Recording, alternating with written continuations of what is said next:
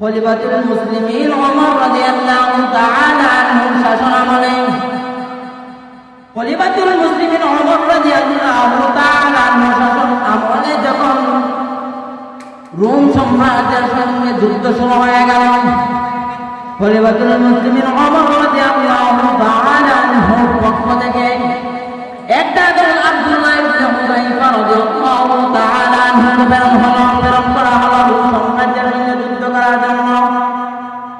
আব্দুল্লাহ ইবনে হুযাইফা রাদিয়াল্লাহু তাআলা আনহু যখন রোম সম্রাটের সঙ্গে যুদ্ধ করার জন্য রওনা হয়ে গেল, রোম সম্রাটের বাদশা বলতেছেন, যখন মুসলমানের পুরো বাহিনী আসবে আমার কাছে হস্তান্তর করবা। আব্দুল্লাহ ইবনে হুযাইফা রাদিয়াল্লাহু তাআলা আনহু যখন রোম সাম্রাজ্যের সঙ্গে যুদ্ধ করার জন্য রওনা হয়ে গেল, রোম সাম্রাজ্যের সেনাবাহিনী আব্দুল্লাহ ইবনে হুযাইফা রাদিয়াল্লাহু তাআলা আনহুর দলকে ঘেরাও করে ধরল। আব্দুল্লাহ ইবনে হুযাইফা রাদিয়াল্লাহু তাআলা আনহুর দলকে যখন ঘেরাও করে নিয়ে গেল, তখন তার বাদশা রোম সাম্রাজ্যের বাদশার কাছে নিয়ে সুবর্তন করল, বাদশা মহোদয় তোমার কাছে আমরা নিয়ে আসলাম। রোম সাম্রাজ্যের বাদশা আব্দুল্লাহ ইবনে হুযাইফা রাদিয়াল্লাহু তাআলা আনহুকে তার পাশে বসাইলেন।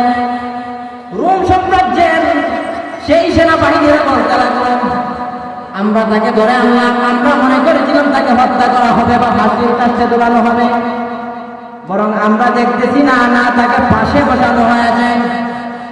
আব্দুল্লাহ ইবনে হুযাইফা রাদিয়াল্লাহু তাআলা আনহুকে পাশে বসাইয়া বলতেছেন রোম সাম্রাজ্যের বাদশা, ও আব্দুল্লাহ ইবনে হুযাইফা, তোমার এই পুত্রের মাঝে, তোমার এই দলের মধ্যে লিডার কে?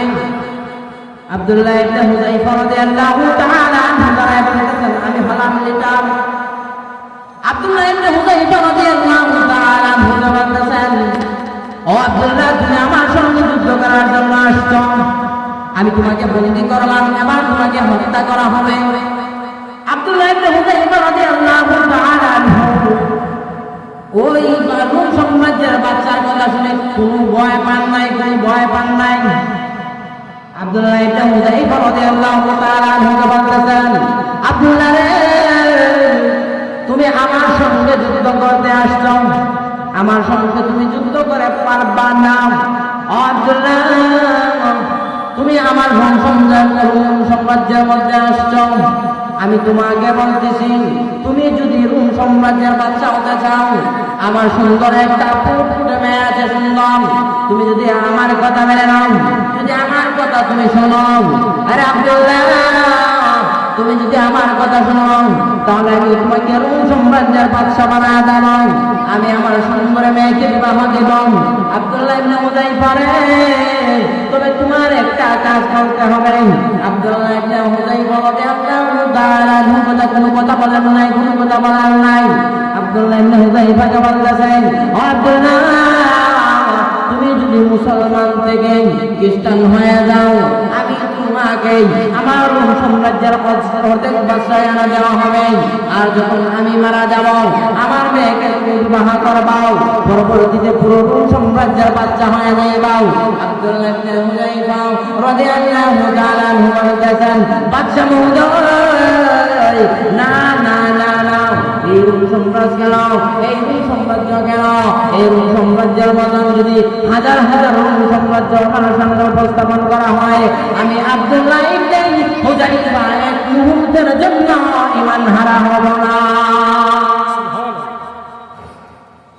আব্দুল্লাহ ইবনে হুযাইফা রাদিয়াল্লাহু তাআলা আনহু বলতেছেন, আব্দুল্লাহ ইবনে হুযাইফা কোনোভাবে রাজি হইতেছেন না। রোম সাম্রাজ্যের বাদশা তার সেনাবাহিনীকে অর্ডার করলেন, আব্দুল্লাহ ইবনে হুযাইফাকে জেলখানার মধ্যে প্রবেশ করানো হোক, জেলখানার মধ্যে ঢোকানো হোক।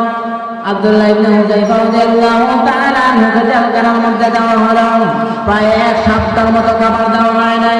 আব্দুল্লাহ ইবনে হুযাইফা দুর্বল হয়ে গেল, আর রোম সাম্রাজ্যের বাদশা বলতেছেন, আব্দুল্লাহ ইবনে হুযাইফা রাদিয়াল্লাহু তাআলা আনহুকে তখন তোমরা খাবার দিবা যখন আব্দুল্লাহ ইবনে হুযাইফা বড় অক্ষম হয়ে যায়।